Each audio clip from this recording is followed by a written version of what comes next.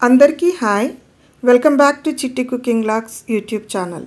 చిట్టి కుకింగ్ వ్లాగ్స్లో ఇప్పుడు simple and టేస్టీగా అన్నం, చపాతీ, బగారా రైస్ దేనిలోకైనా అదిరిపోయే కమ్మని రుచినిచ్చే ఆలు కుర్మాని నా స్టైల్లో ఎలా తయారు చేయాలో ఇప్పుడు చూద్దాం.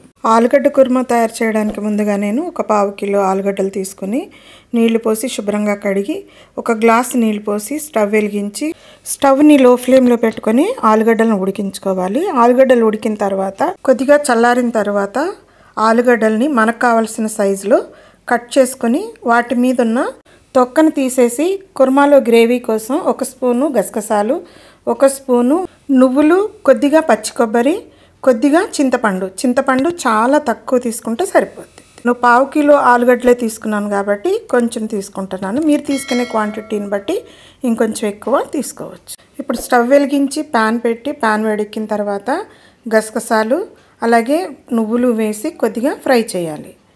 ఇవి కొంచెం ఫ్రై అయిన తర్వాత చిన్న ముక్కలుగా కట్ చేసుకున్న కొబ్బరి కూడా వేసి దోరగా వేగే వరకు కొద్దిసేపు ఫ్రై చేసుకోవాలి. ఫ్రై చేసుకోవడం అయిపోయిన తర్వాత ప్యాన్ తీసి పక్కన పెట్టుకొని అదే స్టవ్ మీద కళాయి పెట్టుకొని కళాయి వేడెక్కిన తర్వాత 1.5 గరిటెల ఆయిల్ వేసుకోవాలి.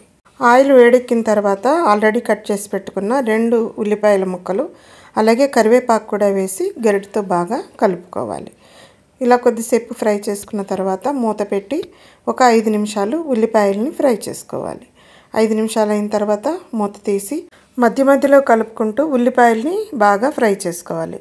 ఇప్పుడు ఉల్లిపాయలు ఫ్రై అయిన తర్వాత కొద్దిగా అల్లం వెల్లుల్లి పేస్ట్ వేసి పచ్చివాసన పోయే వరకు ఫ్రై చేసి ఆల్రెడీ మిక్సీ పట్టిన గసగసాలు, నువ్వులు, పచ్చి కొబ్బరి ముద్దను వేసుకొని దాన్ని ఒక 5 మినిట్స్ లో ఫ్లేమ్లో ఫ్రై చేసుకోవాలి. ఇప్పుడు కట్ చేసి పెట్టిన 3 టమాటాల ముక్కల్ని వేసి ఒకసారి కలుపుకొని మూత పెట్టి ఒక 5 నిమిషాలు ఉడకనివ్వాలి. 5 నిమిషాల తర్వాత ఉడికిన టమాటాలని గరిటెతో మెత్తగా అయ్యేలా కలిపి ఆల్రెడీ రెడీ చేసుకున్న ఆలుగడ్డ ముక్కల్ని కళాయిలో వేసుకోవాలి. ఇప్పుడు రుచికి సరిపడా ఉప్పు అలాగే కొద్దిగా పసుపు, 2 స్పూన్ల కారం వేసుకొని ఉప్పు, కారం, పసుపు ఆలుగడ్డలకి బాగా పట్టేలాగా గరిటెతో కలుపుకోవాలి. ఇప్పుడు మూత పెట్టి 5 నిమిషాలు ఆయిల్లో మగ్గనివ్వాలి. ఇలా 5 మినిట్స్ ఉడికించడం వల్ల మనం వేసినవన్నీ ఆలుగడ్డలకు పట్టి మనం తినేటప్పుడు ఆలుగడ్డలు రుచిగా ఉంటాయి. ఇప్పుడు ఆల్రెడీ నానబెట్టి పిసికి తీసిన చింతపండు రసాన్ని వేసుకోవాలి.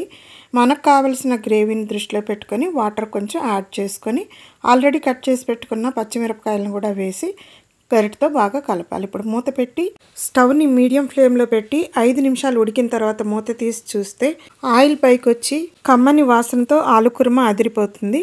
చివరిగా కట్ చేసి పెట్టిన కొత్తిమీరను కూడా వేసి 2 నిమిషాలు కలుపుకుంటూ ఉడకనివ్వాలి. మనం వేసిన గసగసాలు, నువ్వులు, కొబ్బరి వల్ల రుచి చిక్కటి గ్రేవీ కూడా ఆలు కుర్మాకు వస్తుంది. కుర్మా చేయడానికి ముందు ఆలుగడ్డల్ని 80% కుక్ చేసుకుంటే సరిపోతుంది. ఎక్కువగా కుక్ చేస్తే ఆలుగడ్డలు కుర్మాలో చితికిపోతాయి. ఆలుగడ్డ కుర్మా రెడీ అయిపోయింది. మరి నా స్టైల్లో ఆలుగడ్డ కుర్మా తయారు చేసే విధానం మీకు నచ్చిందా? నచ్చితే ప్లీజ్ కామెంట్ చేయండి, లైక్ చేయండి, షేర్ చేయండి. కొత్తగా చూస్తుంటే సబ్స్క్రైబ్ చేసుకోండి.